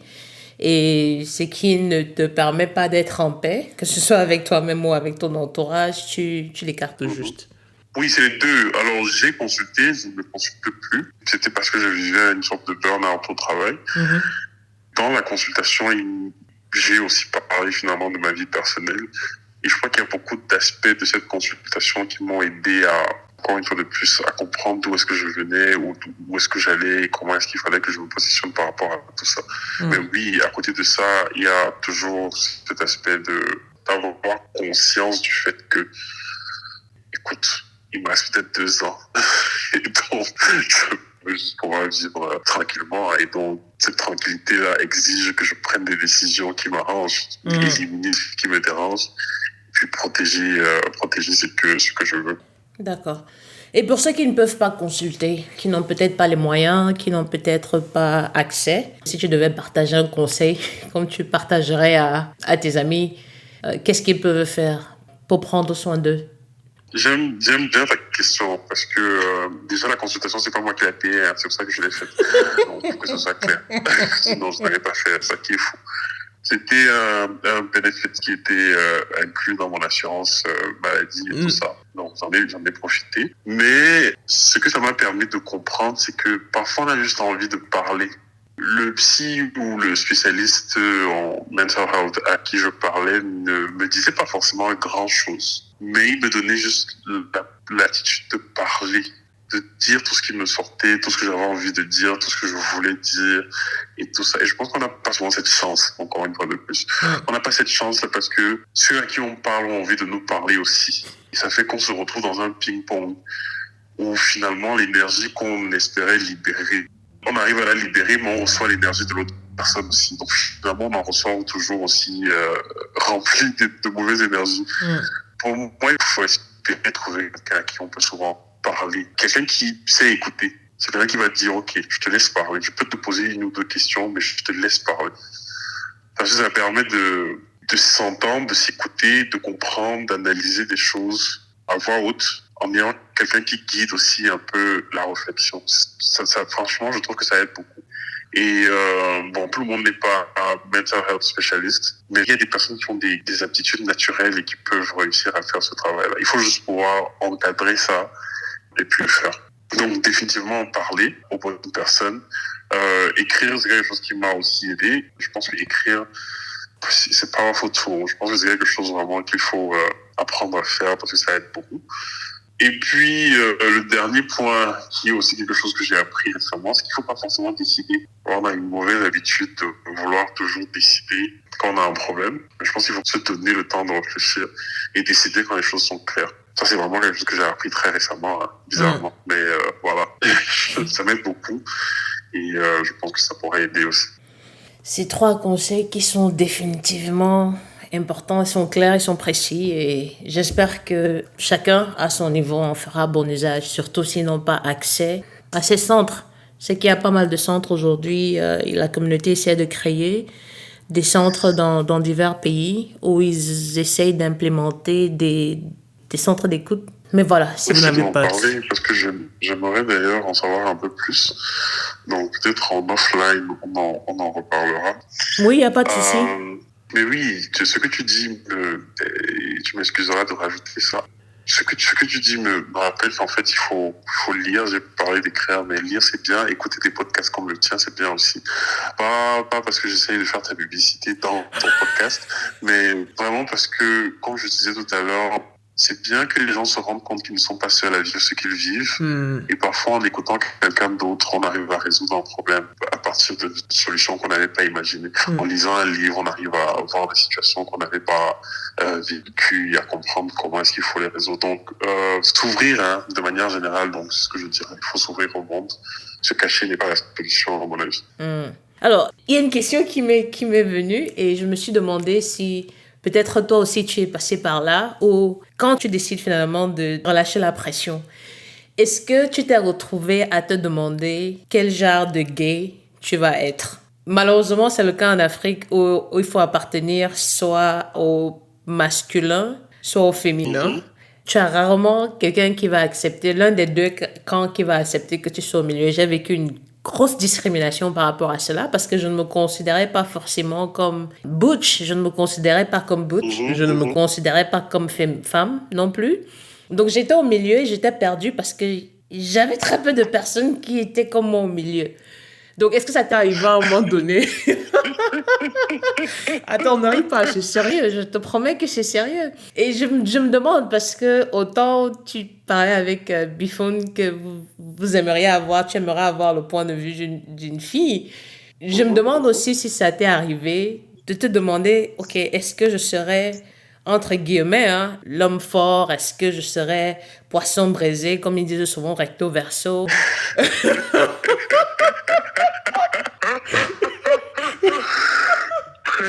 Très bonne question. Et ça ouvre d'ailleurs un pan de la conversation qu'on n'a pas eue. Mais c'est vrai que chez les gays aussi, comme chez les lesbiennes, je dirais, il y a une catégorisation, comme tu as dit, femme-homme, tu vois, et il faut en effet se mettre dans l'une ou l'autre case. Et j'ai le même problème, mais que je ne considère pas comme un problème, c'est que je suis au milieu. Alors, j'ai toujours dit... À quoi est-ce que ça me sert d'être gay si je ne peux pas choisir ce que j'ai envie de faire, si je ne peux pas faire tout ce que j'ai envie de faire, tu vois? Encore une fois de plus, ça reste un spectre. Et je crois que c'est comme ça que je vis beaucoup de choses. Je pense que le problème que j'ai souvent eu, c'est par rapport aux personnes de qui j'étais intéressé. Tu vois, parfois c'est... Bon, chez les gays, on dit actif-passif, tu vois. Actif étant masculin et passif étant pas féminin, mais plutôt masculin, je sais pas comment je vais dire ça. Donc, est-ce que je suis passif? Est-ce que je suis actif? Est-ce que si je rencontre un actif, je vais pouvoir être passif? Est-ce que si je rencontre un passif, je vais pouvoir être actif? Est-ce qu'il faut que je rencontre un versatile? Puisque les versatiles, c'est ceux qui vivent leur vie. Est-ce que je vais pouvoir m'assumer en tant que versatile? Parce que c'est vraiment ce que je recherche. Donc oui, la question se pose. Mais comme les rencontres gays sont pour la plupart sexuelles, ça se décide souvent très vite, tu vois. En quelques questions, on a réglé l'affaire. Mieux on va se rencontrer ou non, on va pas se rencontrer du tout. Du coup, je pense que je ne développe pas beaucoup là-dessus. Maintenant, si je cherche à être dans une relation, ou comme je suis d'ailleurs dans une relation et que j'essaie de comprendre comment est-ce que ça va fonctionner, je vais forcément aller vers quelqu'un qui a la même ouverture d'esprit, ou qui est aussi au même endroit du spectre que moi, disons ça comme ça. La même flexibilité. Et avec qui ça va être facile, voilà. Oui. Mais les mêmes, il y a une sorte de, j'ai pas envie d'utiliser le terme racisme, envers ceux qui sont passifs, parce que voilà, ils sont parfois efféminés, ou on leur attribue des caractères féminins, ce genre de choses-là. Porte-drapeau. Je sais pas pourquoi, parce que de toute façon, on est dans le même sac.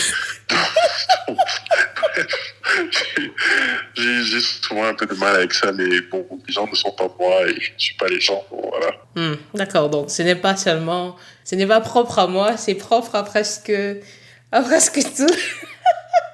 Oui, je pense que alors il y a ceux qui le savent et c'était d'ailleurs ta question. Est-ce que j'ai su quel type de gay je serais? Je ne me suis jamais posé la question parce que j'ai toujours considéré que j'étais les deux, tu vois. Alors, je fais ce que je veux, en fait, tu vois. Mais il y a d'autres qui le savent, qui savent que voilà, je suis plus attiré par ça, ou je suis beaucoup moins attiré par ça, et donc ils fonctionnent comme ça. Maintenant, le fait de se faire reprocher, le fait de ne pas choisir, je trouve ça grotesque. Bon, ce n'est que mon point de vue. Je pense que si beaucoup se laissaient vivre, se laissaient aller, il y aurait beaucoup plus de versatiles que d'actifs ou de passifs. Mais malheureusement, les sociétés dans lesquelles on a grandi voudraient qu'on a eu que ces deux représentations-là. Soit tu es l'homme, soit tu es la femme. Il y avait pas, ce ne sont pas des dynamiques qu'on rencontre dans nos sociétés. Enfin, pour moi, c'est ce que je me dis. C'est pleinement ça. Et on en parlait d'ailleurs avec les femmes même. Je lui disais que c'est vrai que on a la représentation homme-femme, mais si on regarde bien notre entourage, on va se rendre compte que dans ces couples homme-femme, on a parfois des femmes qui sont dominatrices, entre guillemets, ou qui sont plus... qui ont l'air d'avoir plus de pouvoir dans leur couple que les maris qu'elles ont épousés. Tout comme tu as des couples où ça a l'air de s'équilibrer, où tu as des couples où l'homme est beaucoup plus dominant et tout ça. Donc finalement, il y a le même... ça revient toujours. Il n'y a pas un prototype parfait que tout le monde reproduit. Donc la manière la plus lâche, entre guillemets, je dis lâche parce que je pense que la personne qui dit ça ou qui pense comme ça ne fait pas l'effort de réflexion sur est-ce que c'est véritablement et uniquement comme ça que ça doit être. La version la plus de dire voilà, homme-femme, donc on attribue des comportements et puis basta. D'accord. Merci d'avoir répondu, merci d'avoir pris ce détour avec moi, c'était vraiment intéressant. Alors, tu disais être en couple, est-ce que les enfants, vous avez pensé aux enfants, est-ce que ça se fera? Et aussi... au mariage, est-ce que vous avez pensé au mariage? Est-ce que vous avez pensé aux enfants? On en a souvent discuté. Tous les deux, bien avoir des enfants. On a même déjà plus ou moins rigolé sur qui sera quel type de parents. C'est très mignon d'avoir ce genre de conversation-là. C'est incroyablement mignon. Le contexte dans lequel on vit fait que si on doit adopter ou si on doit dans ce sens-là, ça ne sera certainement pas ici. Il faudra trouver comment sortir finalement de ce continent ou aller vers des endroits où c'est un peu plus accepté et où on peut se permettre de le faire. Et c'est la même chose pour le mariage. Le mariage, par contre, le mariage gay ne m'attire pas.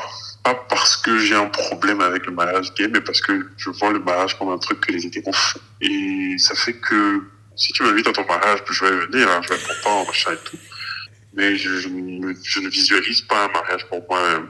Même si je pense que des déclarations d'amour ou ce genre de choses qui peuvent être hors mariage sont tout aussi belles. Je pense qu'on n'a pas besoin d'aller à la mairie, je n'ai pas besoin d'aller à l'église. Je considère le mariage, si tu veux, comme un contrat social pour pouvoir avoir des bénéfices, payer moins d'impôts ou voilà, avoir plus d'argent, ce genre de choses. Mais pas comme un acte symbolique qui prouverait mon amour à quelqu'un. Je trouve ça un peu bateau. D'accord, donc si le choix t'est donné, tu ne te marierais pas? C'est bien la question. Alors si je me marie, ce sera pour la cérémonie. Tu vois, c'est pas pour le concept même du mariage. C'est juste pour faire une fête où je serai bien habillé, on sera bien habillé, on va danser, on va manger, on va rigoler. Voilà. Tu vois, c'est ça en fait le mariage pour moi. Mais le mariage comme étant un acte qui me lie à quelqu'un pour la vie, machin et tout, je n'en ai pas besoin parce que de toute façon, le mariage n'empêche pas le divorce, donc rien dans le mariage ne m'empêchera de sortir de ce mariage, tout comme rien dans la situation que je vis actuellement m'empêche de vivre jusqu'à la fin de mes jours avec cette personne. C'est vraiment à ce niveau-là. J'aime beaucoup ta philosophie de vie, c'est-à-dire que on sent un travail sur soi qui a été très approfondi et dont les résultats ne sont que... c'est magique en fait, c'est très beau tout ce que tu dis. C'est très, très beau. Merci de dire ça comme ça me fait plaisir. J'irais remercier Jérôme de 11 ans, de 12 ans qui pleurait et tout ça. Peut-être qu'il en a besoin. On a tous besoin d'aller consoler ces enfants qu'on était. On a tous besoin de ça. Alors, les prochaines, je sais pas, je sais pas si ça s'applique à toi parce que ta philosophie de vie est tellement très claire. Et très bizarre. Non, elle ne souffre d'aucun imbroglio. Vraiment, c'est clair comme l'eau de roche, comme on dit souvent. Mais est-ce que, pour ceux qui s'interrogeraient à la maison, tu vois, pour le jeune Jérôme qui se cherche encore, qui n'a peut-être pas encore développé cette philosophie ferme de la vie, est-ce que tu lui dirais qu'il peut être gay et toujours croire en Dieu? Alors, c'est une question que j'aime aussi beaucoup. Parce que je disais au début que je suis issu d'une famille très religieuse et tout ça, très religieuse et pratiquante et tout ce que tu veux. Et que avec le temps, je suis devenu pratiquant, ne serait même pas le terme. C'est-à-dire que je crois fermement en Dieu. C'est-à-dire, il n'y a pas des jours où je me dis Dieu n'existe pas. Vraiment, tout ce que je fais ou les prières que je fais le matin ou que je fais le soir ou que je fais même dans la journée, voilà, je les adresse à Dieu. Parce que j'ai la conviction qu'il y a un Dieu qui existe et que, voilà, qui m'entend. La preuve, c'est que j'ai ce que je veux. Donc, voilà, ça ne vient pas de n'importe qui. Ça ne vient pas de n'importe qui. Donc, il y a ça. Mais à côté de ça, il y a l'Église qui rassemble un ensemble de personnes qui n'ont pas la même vision et qui ne comprennent même pas, pour moi, ce que c'est que la religion. On ne peut pas être en train de dire qu'une religion est amour et se retrouver en train de haïr les anges. C'est-à-dire, c'est quelque chose que je ne conçois pas.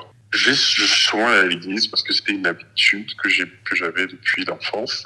Mais à chaque fois que je suis allé à l'église récemment, je me suis retrouvé avec des pasteurs qui prêchaient contre l'homosexualité ou contre les déviances du monde et tout, et patati et patata. Et j'ai regretté, en fait, parce que je me suis dit, j'aurais préféré que l'Église dise, ou bien que les pasteurs disent que Dieu est contre, ou bien Dieu n'admet pas l'homosexualité, ou c'est dans la Bible, donc forcément il faut le dire, mais Dieu est amour, tu vois. Et donc, pour cette raison-là, quel que soit ce que tu vis, ou quel que soit ce que tu es, il faut que tu saches que Dieu t'aime, et c'est le plus important. Et il t'aime parce que, voilà, c'est lui ton créateur, il veut tout ce qu'il y a de bien pour toi. Je veux dire, pour moi, la religion, l'Église, c'est un peu comme des coachs de vie, tu vois. C'est-à-dire qu'on y va pour trouver la paix, on y va pour trouver l'amour, on y va pour trouver une communauté de personnes qui nous élèvent. Mais l'Église, aujourd'hui, c'est totalement l'inverse. C'est la raison pour laquelle je ne vais plus à l'Église. Maintenant, ça ne m'empêche pas de croire en Dieu. Ça ne m'empêche pas de remettre en cause ce que les hommes ont écrit dans la Bible. Ça ne m'empêche pas d'utiliser mon cerveau, tout simplement. Je demandais si j'avais un conseil à donner. Je pense qu'on peut être gay et croire en Dieu. Je pense qu'on peut être gay et être très actif à l'église. Maintenant, il faudrait juste qu'on se...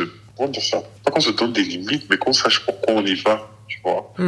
Parce que on n'est pas dupe. On sait bien qu'il y a des homophobes à l'église, mais est-ce que tu vas pour vivre l'homophobie ou est-ce que tu vas... Je veux dire, il faut savoir pourquoi tu vas à l'église, tout simplement. Et te concentrer là-dessus. Si tu vas parce que la communauté te donne la joie, tu vois, parfois tu vas à l'église, on chante des cantiques et tout ça, et ça te met dans un état de joie et de paix, bah va à l'église pour ça et oublie le reste, tu vois. Moi, ce serait ça. D'accord. Alors, je crois que ça, c'est la dernière. Je suis en train de me demander si je veux te la poser maintenant ou après ton portrait chinois. Mais je suis originaire d'un pays, mais tu résides dans un autre. Quel serait ton vœu ou ton souhait pour la communauté LGBT de ces deux pays-là? Ok. Mon vœu le plus cher, je pense, ce serait que cette communauté-là ait le pouvoir économique. Parce que le monde aujourd'hui ne fonctionne qu'en fonction de ce pouvoir-là. Et je pense que si de plus en plus on a des figures, qu'elles soient politiques ou publiques, qui sont gays et qui ont réussi, ça donnera plus de force aux autres gays qui se cachent de se dire je peux y arriver, je peux réussir, c'est pas parce que je suis gay que je suis un raté. Et ça éduquera aussi les autres. Ils se diraient, ah oui, mais c'est pas parce qu'il est gay qu'il est con, ou c'est pas parce qu'il est gay qu'il peut pas faire ça. Et je parle de pouvoir économique parce que tous les autres pouvoirs, honnêtement, on a essayé, ça ne donne pas. Il faut aller là où les gens comprennent. Et je pense que ce serait ça. Je pense que les gens vont arrêter un peu de donner autant d'importance à la sexualité ou aux orientations sexuelles et se concentrer sur le fait que En fait, quel que soit ce que tu es ou quelle que soit la personne que tu aimes, tu peux réussir, tu peux arriver là où tu veux aller, tout simplement. Ton orientation sexuelle ne te définit pas, en fait. Totalement. Je comprends même pas pourquoi c'est un débat. Est-ce qu'on marche avec nos appareils génitaux, on garde cette identité? Non. Pourquoi est-ce que... comme je dis, je comprends pas, mais bon.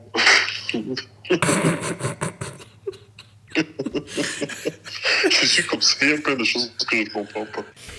Alors, ma partie préférée, et je suis très, mais vraiment, j'ai hâte de savoir ce que tu m'as réservé comme réponse, parce que ça me permet d'étendre ma culture, étendre mon univers. Et c'est le portrait chinois gay. How gay are you? Je te pose une série de questions, tu me dis la première chose qui te vient à l'esprit. Ça peut être un mot, ça peut être une phrase, mais que ce soit vraiment la première chose.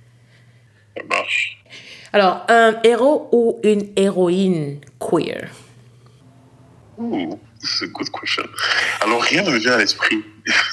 D'accord. Non, absolument rien ne me vient à l'esprit. Je pense que je n'en ai peut-être pas. Ou je ne pense pas dans ce sens-là. Et je te dirais que je ne suis pas surprise par rapport aux réponses que tu m'as données. C'est ça que je dis, ce sera très intéressant à suivre. Alors, un auteur ou une auteure? Pas besoin que ce dernier ou cette dernière soit queer. Tel avec lequel je suis le plus en phase serait Chimamanda. Et je ne voudrais pas que ça sonne cliché, hein. C'est pas parce que voilà, elle est célèbre, blablabla. Mais c'est vraiment parce que quand j'écoute ça, je suis ébloui. D'accord. Un plat ou un mets? Alors, mes amis ivoiriens adoreraient ce que je vais dire. Ce sera un plat, ce serait attiqué poisson. Attiqué poisson. J'ai du mal à manger attiqué, je comprends pas. Je préfère un loco, mais... J'ai horreur de la loco. Bon, c'est un autre débat. Un animal. Un chien. Une phobie. Les serpents. Oh, welcome to my world. Quelqu'un qui parle mon langage, mais c'est pas possible. Pourquoi? Pourquoi les serpents? Oui. Je me suis... J'adore tes questions en passant. Parce que je me suis souvent posé cette question. Je me suis dit, mais pourquoi j'aime pas les serpents? Je ne sais pas. Ça peut être parce que j'ai regardé Anaconda trop jeune. Mais je crois que même quand je regardais Anaconda, je n'aimais déjà pas les serpents. Bon, en fait, j'aime pas le fait qu'il n'ait pas de jambes et qu'il... En parler me donne des frissons, donc en fait, non. Je n'aime pas du tout.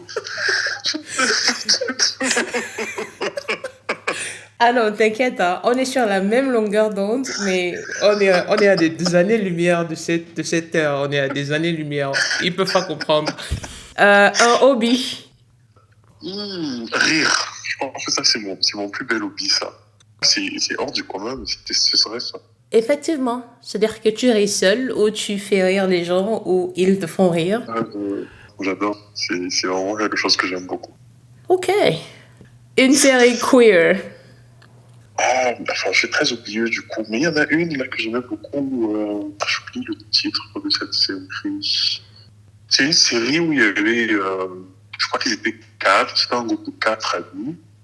Et 4 amis vraiment, chacun des amis était une sorte de caricature en fait gay. Voilà, c'est-à-dire il y avait le passif efféminé, il y avait l'actif frivole qui couche avec tout le monde, il y avait le beau gay qui n'arrive pas à se mettre en couple.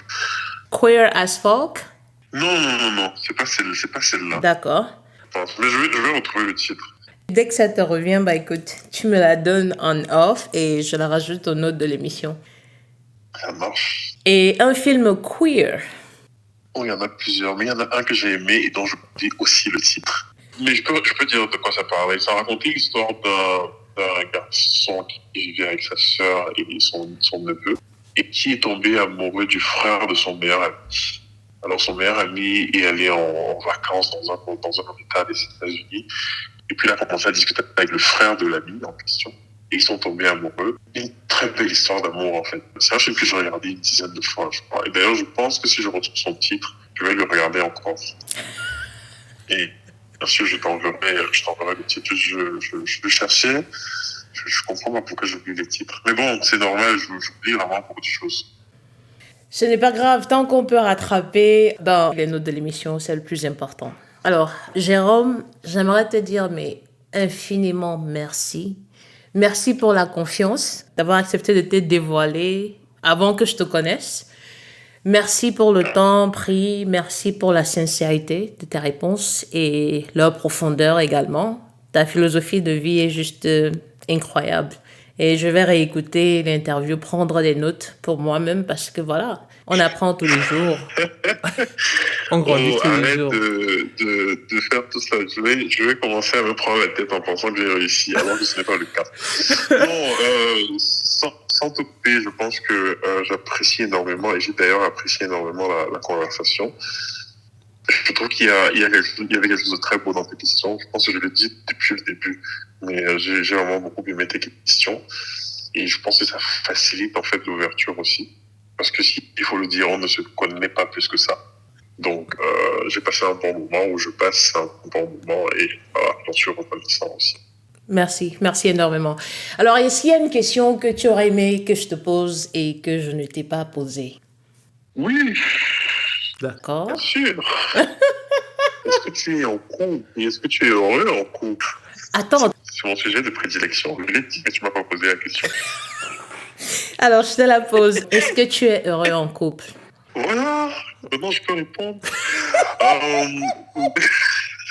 Écoute, tous mes amis gays, ce n'est pas un cliché, hein, mais vous êtes tous pareils. C'est-à-dire vraiment amoureux. Quand je dis amoureux, c'est amoureux de l'amour. Voilà, ça, c'est avec tellement de poésie et c'est tellement beau. Je prends énormément de plaisir chaque fois à vous écouter parler de vos vies. Voilà. Donc, est-ce que tu es heureux? Oui, je suis très heureux en fait. Et je tiens à le dire parce que on vit dans un monde où il vaut mieux dire qu'on est malheureux qu'heureux. Mais je suis très heureux en couple. Ça fait bientôt 4 ans que je suis dans ce couple-là. Wow. On a des hauts et des bas, évidemment. Mais je pense qu'il y a une base qu'on a construite quand on s'est rencontrés. Et c'est cette base qui nous permet de traverser toutes les étapes de ce couple-là. Et donc, je suis vraiment content parce que ça change la vie. Ça met beaucoup de choses en perspective. Et ça permet aussi d'être normal finalement parce que voilà, je vis d'ailleurs avec mon partenaire et voilà, il n'y a rien de plus beau que de rentrer chez soi et d'avoir quelqu'un qui est là, avec qui parler ou se disputer même, dormir avec quelqu'un qu'on aime et tout ça. Je sais que dans le monde gay, c'est très rare parce que, bah, écoute, tout le monde aime le sexe. Mais ceux qui sont fleurs bleues comme moi et qui pensent que ça vaut le coup, je pense qu'il faut le faire. Ça ne signifie pas que je ne serai pas blessé ou que je ne vais pas avoir des peines de cœur, mais pour moi, ça vaut le détour. Comment vous vous êtes rencontrés? Écoute, on s'est rencontrés par un soir de mai. Je venais d'arriver dans la ville dans laquelle je vis actuellement d'ailleurs et je voulais rencontrer des gens parce que je ne connaissais plus personne.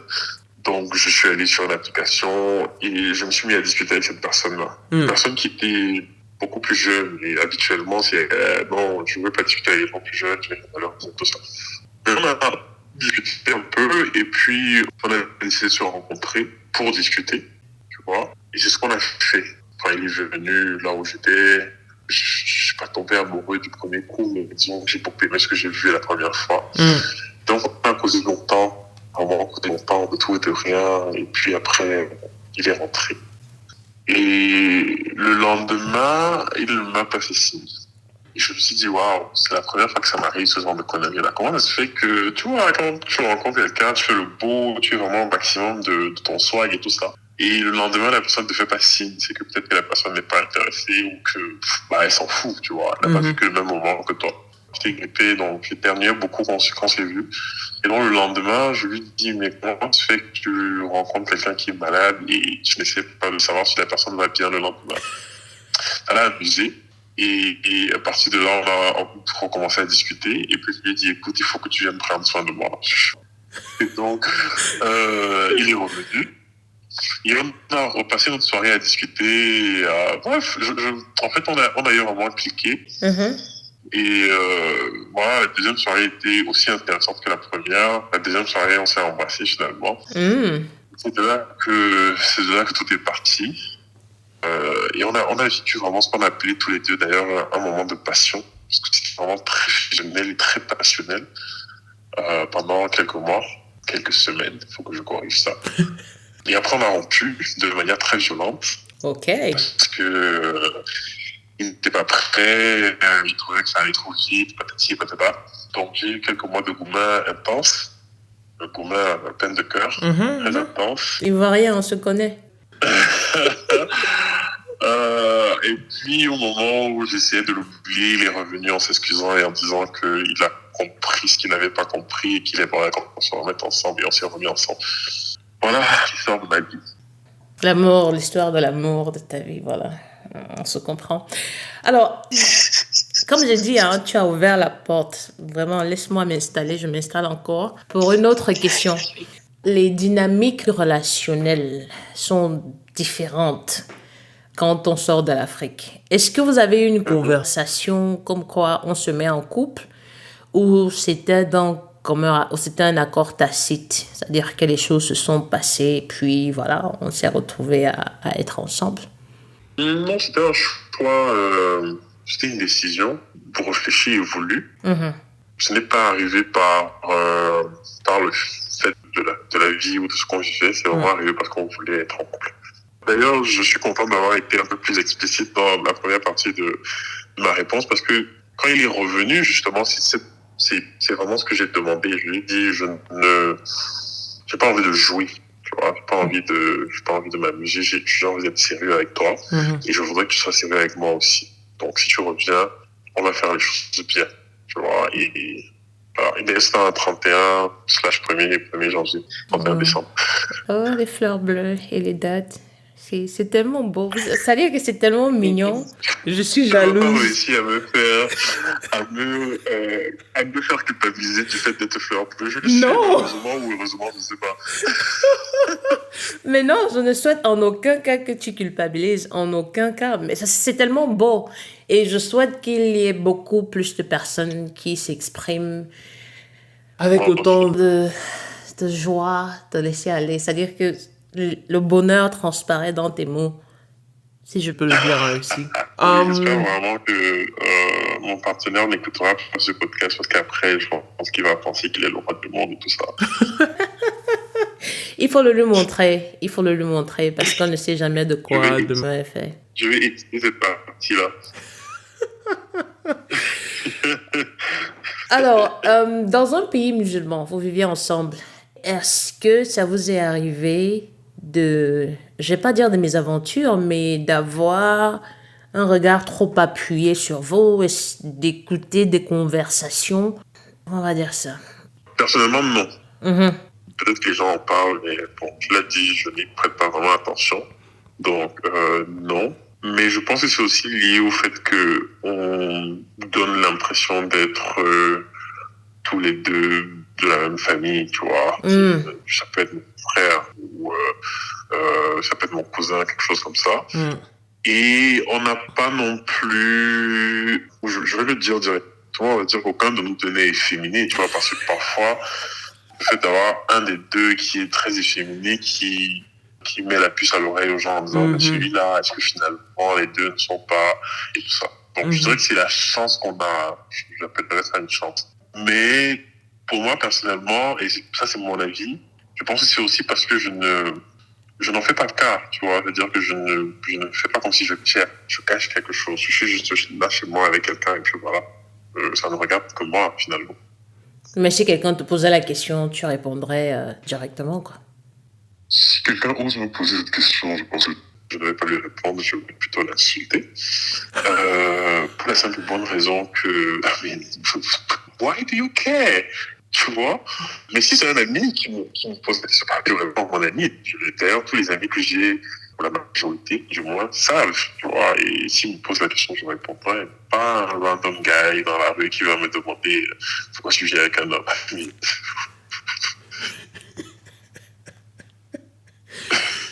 D'accord. Ok. Bah, tout ce que je vais vous souhaiter, c'est de continuer, de rester ensemble, hein, et de continuer à résoudre les problèmes parce que il m'a fallu attendre, presque 15 ans pour rencontrer un couple de lesbiennes noires qui vivaient une relation saine de plus de 10 années. Je veux dire relation saine, je n'ai pas dit qu'il y a beaucoup de lesbiennes qui sont en couple, mais il y a très peu qui ont des relations saines et ça c'est un tout autre débat. Donc c'est tout ce que je peux vous souhaiter, d'être l'exemple que beaucoup vont suivre et vont se rapprocher pour essayer d'imiter. Voilà. C'est tout. C'était très beau. Merci de l'avoir dit. D'avoir dit quoi? Qu'est-ce que j'ai dit? Non, d'avoir dit ce que tu viens de dire, parce que je pense que c'est même pour ça que je l'ai raconté aussi. Je pense qu'il faut y croire et le vivre. Non, c'est important. Maintenant, après, est-ce que les conditions, le climat social dans lequel on vit nous permet de vivre? Ça, c'est une autre discussion. Mais pour aujourd'hui, bah écoute, j'ai fini tout ce que j'avais à dire pour cette première rencontre. Mais je vais te laisser le mot de la fin et on se reparle en off. Donc, à toi le micro. Je n'ai rien à dire.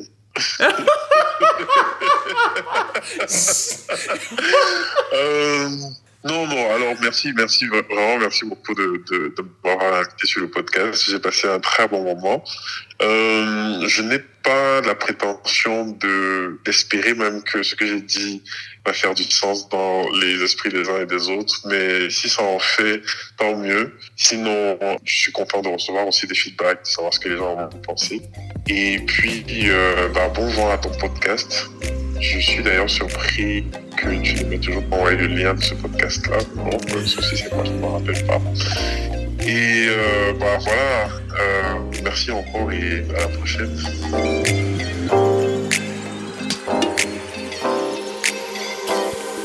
C'était tout pour cet épisode de Queer Afro, le podcast. Merci de nous avoir écoutés. Le podcast est disponible sur toutes les plateformes de téléchargement de podcasts et n'hésitez pas à nous envoyer votre feedback ou vos questions via notre compte Twitter @queerafro ou à l'adresse email podcast@queerafro.com. D'ici là, sortez couverts et à bientôt. À la prochaine.